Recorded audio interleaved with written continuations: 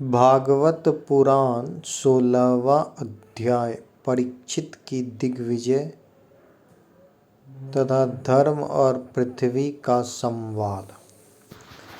सूत जी कहते हैं, शौनक जी पांडवों के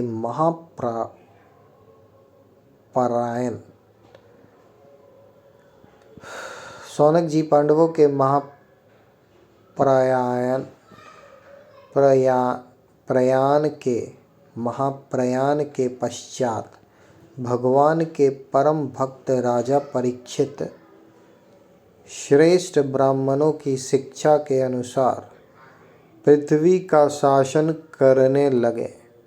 उनके जन्म के समय ज्योतिषियों ने उनके संबंध में जो कुछ कहा था, वास्तव में वे सभी महान गुण उनमें विद्यमान थे। उन्होंने उत्तर की पुत्री इरावती से विवाह किया।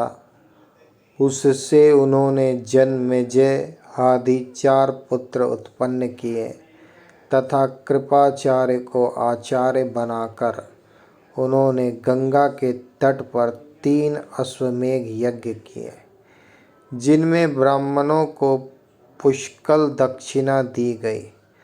उस यज्ञों में देवताओं ने प्रत्यक्ष रूप में प्रकट होकर अपना भाग ग्रहण किया था। एक बार दिग्विजय करते समय उन्होंने देखा कि शूद्र के रूप में कलयुग राजा का वेश धारण करके एक गाय और बैल के जोड़े को ठोकरों से मार रहा है। तब उन्होंने उसे बलपूर्वक पकड़कर दंड दिया। शौनक जी ने पूछा, महाभाग्यवान सूत जी, दिग्विजय के समय महाराज परीक्षित ने कलयुग को दंड देकर ही क्यों छोड़ दिया, मार क्यों नहीं डाला? क्योंकि राजा का वेश धारण करने पर भी था तो वह अधम शूद्र ही, जिसने गाय को लात से मारा था। यदि यह प्रसंग भगवान श्री कृष्ण की लीला से अथवा उनके चरण कमलों के मकरंद रस का पान करने वाले रसिक महानुभावों से संबंध रखता हो तो अवश्य कहिए। दूसरी व्यर्थ की बातों से क्या लाभ? उनमें तो आयु व्यर्थ नष्ट होती है। प्यारे सूत जी, जो लोग चाहते हैं तो है मोक्ष, परंतु अल्पायु होने के कारण मृत्यु से ग्रस्त हो रहे हैं। उनके कल्याण के लिए भगवान यम का आवाहन करके उन्हें यहाँ शांति कर्म में नियुक्त कर दिया गया है।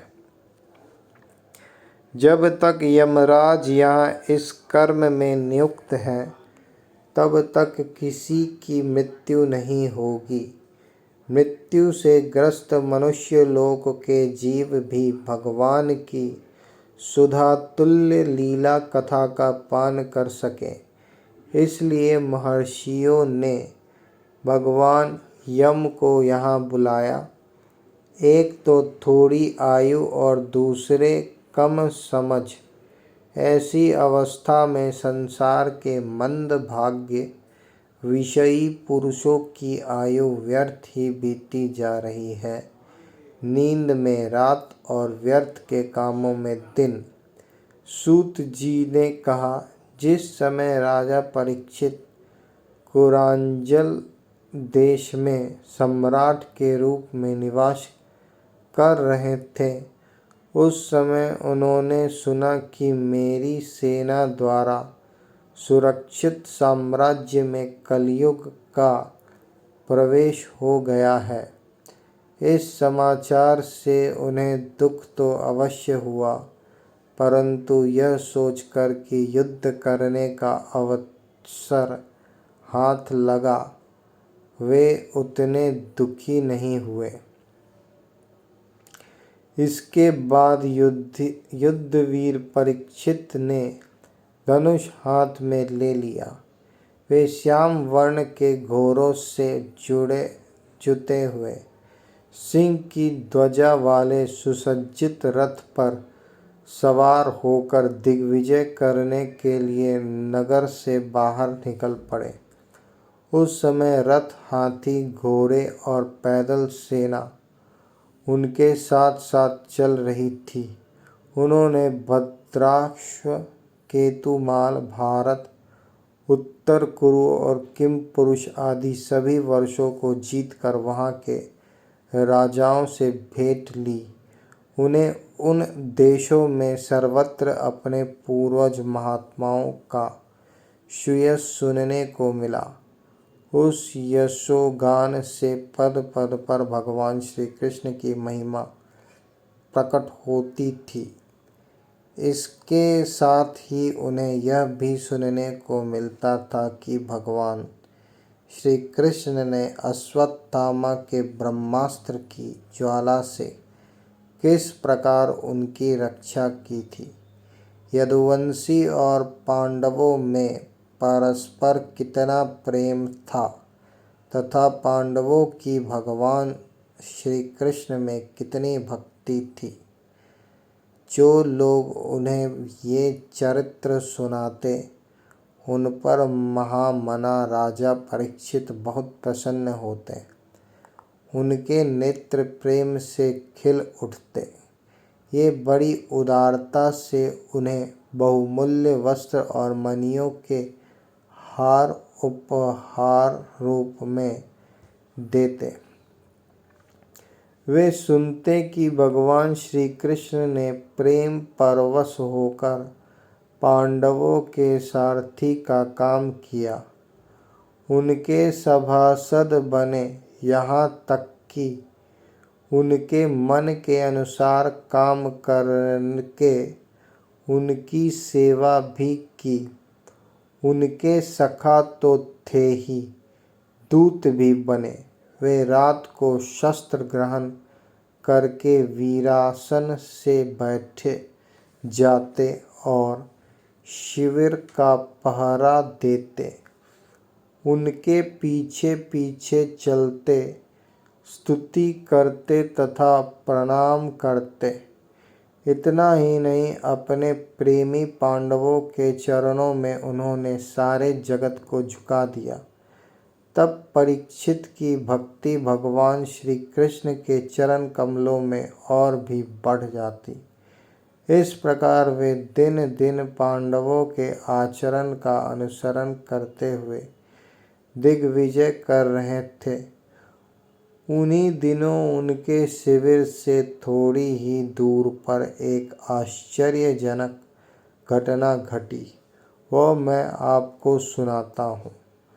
धर्म बैल का रूप धारण करके एक पैर से घूम रहा था। एक स्थान पर उसे गाय के रूप में पृथ्वी मिली। पुत्र की मृत्यु से दुखिनी माता के समान उसके नेत्रों से आंसुओं के झरने झर रहे थे। उसका शरीर श्रीहीन हो गया था। धर्म पृथ्वी से पूछने लगा। धर्म ने कहा, कल्याणी, कुशल से तो हो ना? तुम्हारा मुख कुछ कुछ मलिन हो रहा है। तुम श्रीहीन हो रही हो। मालूम होता है तुम्हारे हृदय में कुछ न कुछ दुख अवश्य है। क्या तुम्हारा कोई संबंधी दूर देश में चला गया है, जिसके लिए तुम इतनी चिंता कर रही हो? कहीं तुम मेरी तो चिंता नहीं कर रही हो कि अब इसके 3 पैर टूट गए, एक ही पैर रह गया है। संभव है तुम अपने लिए शोक कर रही हो कि अब शूद्र तुम्हारे ऊपर शासन करेंगे। तुम्हें इन देवताओं के लिए भी खेद हो सकता है, जिन्हें अब यज्ञों में आहुति नहीं दी जाती, अथवा उस प्रजा के लिए भी जो वर्षा न होने के कारण अकाल एवं दुर्भिक्ष से पीड़ित हो रही है। देवी, क्या तुम राक्षस सरीखे मनुष्यों के द्वारा सताई हुई अरक्षित स्त्रियों एवं आर्त बालकों के लिए शोक कर रही हो? संभव है विद्या अब कुकर्मी ब्राह्मणों के चंगुल में पड़ गई है और ब्राह्मण विद्रोही ही राजाओं की सेवा करने लगे हैं और इसी का तुम्हें दुख हो। आज के नाम मात्र के राजा तो 16 आने कलयुगी हो गए हैं। उन्होंने बड़े बड़े देशों को भी उजाड़ डाला है। क्या तुम उन राजाओं या देशों के लिए शोक कर रही हो?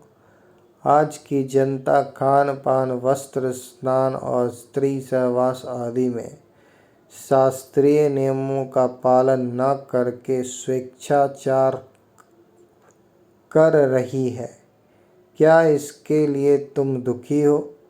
माँ पृथ्वी, अब समझ में आया हो ना हो तुम्हें भगवान श्री कृष्ण की याद आ रही होगी, क्योंकि उन्होंने तुम्हारा भार उतारने के लिए ही अवतार लिया था और ऐसी लीलाएं की थी जो मोक्ष का भी अवलंबन है। अब उनके लीला संवरण कर लेने पर उनके परित्याग से तुम दुखी हो रही हो। देवी, तुम तो धन रत्नों की खान हो। तुम अपने क्लेश का कारण, जिससे तुम इतनी दुर्बल हो गई हो, मुझे बतलाओ। मालूम होता है बड़े बड़े बलवानों को भी हरा देने वाले काल ने देवताओं के द्वारा वंदनीय तुम्हारे सौभाग्य को छीन लिया है। पृथ्वी ने कहा, धर्म, तुम मुझसे जो कुछ पूछ रहे हो वह सब स्वयं जानते हो। जिन भगवान के सहारे तुम सारे संसार को सुख पहुँचाने वाले अपने चारों चरणों से युक्त थे, जिनमें सत्य, पवित्रता, दया, क्षमा, त्याग, संतोष, सरलता, शम, दम, तप, समता, तितिक्षा, उपरति, शास्त्र विचार, ज्ञान, वैराग्य, ऐश्वर्य, वीरता, तेज, बल, स्मृति, स्वतंत्रता, कौशल, कांति, धैर्य, कोमलता, निर्भीकता, विनय, शील, साहस, उत्साह, बल, सौभाग्य, गंभीरता, स्थिरता, आसक्तिकता, कीर्ति, गौरव और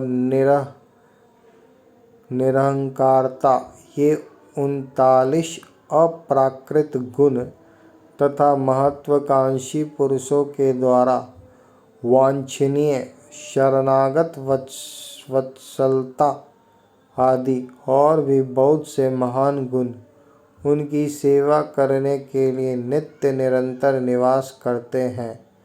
एक क्षण के लिए भी उनसे अलग नहीं होते।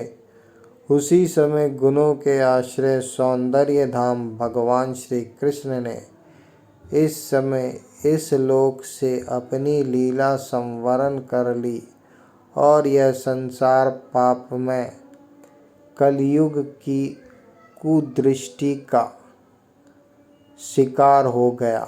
यही देखकर मुझे बड़ा शोक हो रहा है। अपने लिए देवताओं में श्रेष्ठ तुम्हारे लिए देवता, पितर, ऋषि, साधु और समस्त वर्णों तथा आश्रमों के मनुष्यों के लिए मैं शोकग्रस्त हो रही हूँ, जिनका कृपा कटाक्ष प्राप्त करने के लिए ब्रह्मा आदि देवता भगवान के शरणागत होकर बहुत दिनों तक तपस्या करते रहे। वही लक्ष्मी जी अपने निवास स्थान कमल वन का परित्याग करके बड़े प्रेम से जिनके चरण कमलों की सुभग छत्र छाया का सेवन करती है, उन्हीं भगवान के कमल, वज्र, अंकुश, ध्वजा आदि चिन्हों से युक्त श्री चरणों से विभूषित होने के कारण मुझे महान वैभव प्राप्त हुआ था और मेरी तीनों लोकों से बढ़कर शोभा हुई थी। परंतु मेरे सौभाग्य का अब अंत हो गया। भगवान ने मुझ अभागिनी को छोड़ दिया। मालूम होता है मुझे अपने सौभाग्य पर गर्व हो गया था, इसलिए उन्होंने मुझे यह दंड दिया है।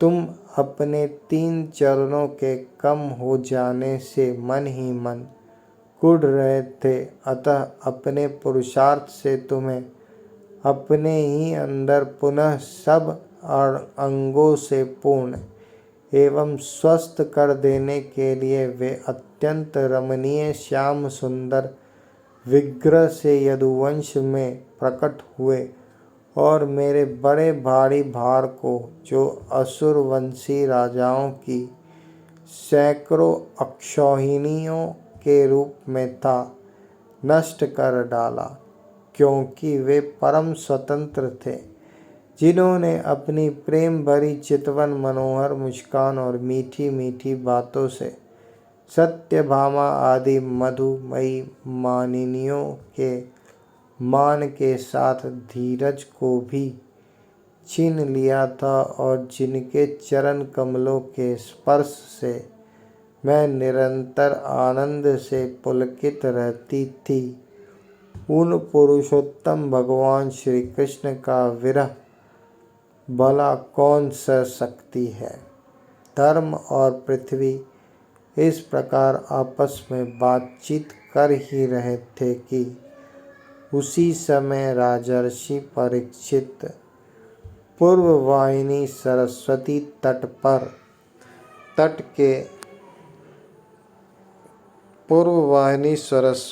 के तट पर आ पहुँचे।